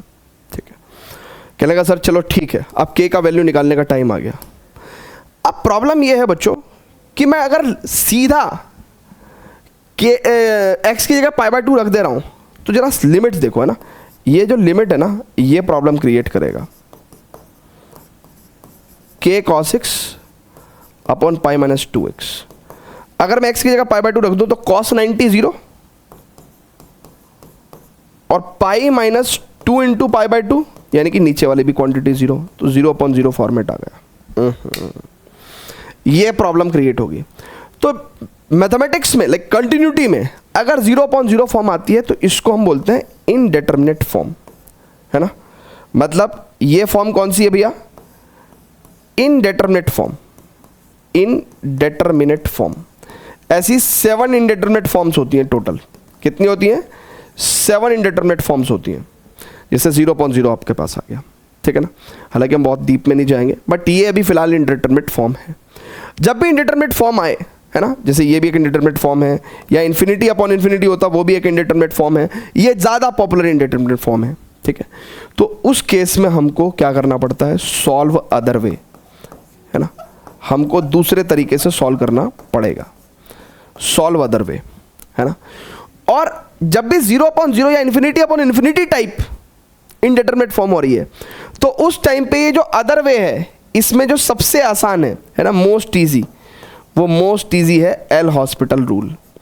तो अगर 1 नंबर का क्वेश्चन है MCQ टाइप तो हम चुपके से एल हॉस्पिटल रूल लगा ही सकते हैं, भले ही बोर्ड्स में ये रूल गिवन नहीं है या NCERT में ये रूल गिवन नहीं है, मान लो कोई ऑब्जेक्शन उठा दे, लेकिन 1 नंबर के क्वेश्चन में तो हम कर ही सकते हैं ना। और उन्हें पता भी है कि बच्चे एल हॉस्पिटल रूल लगाते ही हैं, इसलिए वो ये वाले क्वेश्चन 1 नंबर में उन्होंने देना शुरू कर दिया पिछले 2-3 साल से। सो भैया कहानी ये थी कि हमें एक्चुअली में k का वैल्यू निकालना है। हमें क्या निकालना है सर, हमें k का वैल्यू निकालना है। k का वैल्यू निकल के नहीं आ पा रहा है क्योंकि आंसर 0/0 फॉर्म आ गई। 0/0 फॉर्म इंडिटरमिनेट फॉर्म होती है। मैंने कहा कि भाई इन्फिनिटी अपॉन इन्फिनिटी भी एक तरह की इंडिटरमिनेट फॉर्म होती है, हालांकि वो इस क्वेश्चन में नहीं आई है लेकिन किसी क्वेश्चन में आ सकती है। तो उसको जब इंडिटरमिनेट फॉर्म आ जाए तो हमको उस क्वेश्चन को अदर तरीके से सॉल्व करना पड़ता है, और अदर तरीके में भी सबसे आसान तरीका है एल हॉस्पिटल रूल, ठीक है ना, और जो कि हम लोग, है ना, बोर्ड्स में डायरेक्टली, हालांकि ऐसा लगाना इतना कन्वीनियंट नहीं होगा, मे बी शायद आपके मार्क्स कट हो जाएं, लेकिन 1 मार्कर क्वेश्चन में आप लगा सकते हो क्योंकि वहाँ पे कोई चेक करने वाला नहीं है, ठीक है। तो इस क्वेश्चन को मैं आपको 2 तरीके से सिखाऊंगा, है ना। अब मैं इसको फर्दर एल हॉस्पिटल रूल से भी सॉल्व करना आपको सिखाऊंगा, ठीक है। और मैं अब आपको इसको, ठीक है, अदर वे यानी कि दूसरा तरीके से भी सिखाऊंगा ना, दोनों तरीके से सिखा रहा हूँ। तो इस पर्टिकुलर इक्वेशन को दूसरे पेज पे ले चले गया। चलिए, तो लिमिट क्या है हमारे पास, हमें के का वैल्यू निकालना है सर, ठीक है। और हमारे पास है लिमिट एक्सटेंड्स टू π/2 और ये मेरे पास हो गया k cos x अपॉन कितना है भैया, ये मेरे पास है π-2x, ठीक है। तो π-2x और इसकी वैल्यू कितनी हो गई भैया, हमारे पास 3 हो गई, ठीक है। अब मैं आपको पहले तो सिखाता हूँ एल हॉस्पिटल रूल, जो कि बहुत ही आसान है। एल हॉस्पिटल रूल में हम क्या करते हैं, एल हॉस्पिटल रूल में हम लोग क्या करते हैं कि अगर हमारे पास 0/0 या ∞/∞ फॉर्म आ गया तो हम इक्वल नंबर ऑफ टाइम्स, ठीक है ना, क्या करते हैं, न्यूमरेटर को एंड डिनोमिनेटर को डिफरेंशिएट करते हैं। क्या करते हैं, डिफरेंशिएट करते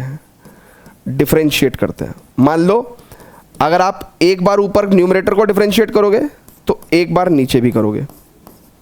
मैं क्वेश्चन रूल लगाने की बात नहीं कर रहा हूँ, u/v का डिफरेंशिएशन नहीं, एक बार न्यूमरेटर को अलग से और एक बार डिनोमिनेटर को अलग से, ठीक है।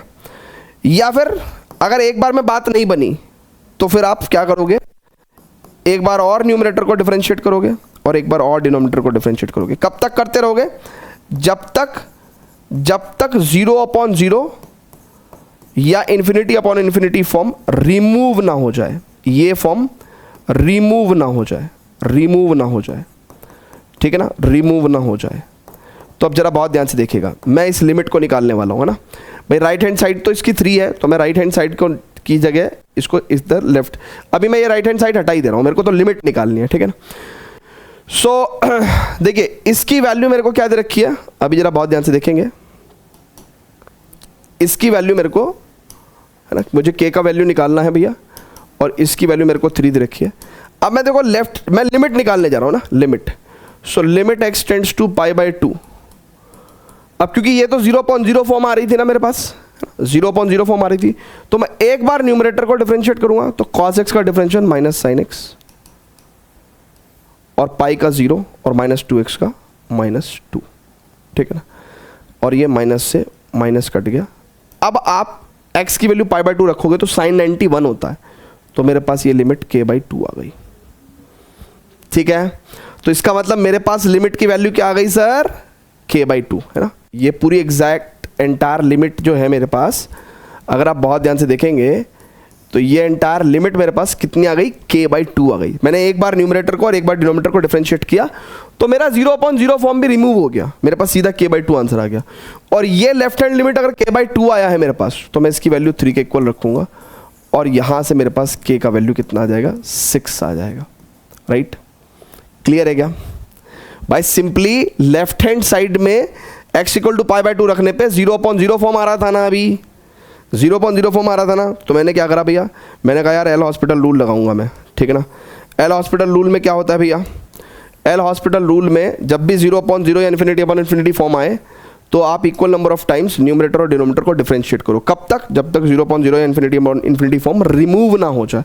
तो हमने एक बार न्यूमरेटर को डिफरेंशिएट किया, राइट, और एक बार ही हमने डिनोमिनेटर को डिफरेंशिएट किया, और जब हमने x की वैल्यू π/2 रखी तो हमारे पास k/2 आ गया, ठीक है ना। हमारे पास क्या आंसर आ गया भैया, k/2 आ गया आंसर, ठीक है, k/2 आ गया।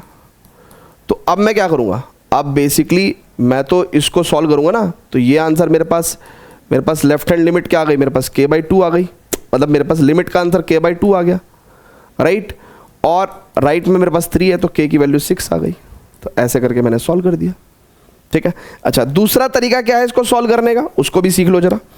दूसरा तरीका ये है मेरे भाई कि अगर मुझे k का वैल्यू चाहिए तो मैं इसको अलग तरीके से भी सॉल्व कर सकता हूँ, ठीक है, राइट। अगर मुझे अलग तरीके से मैं सॉल्व कर सकता हूँ तो मैं करूँगा, ठीक है।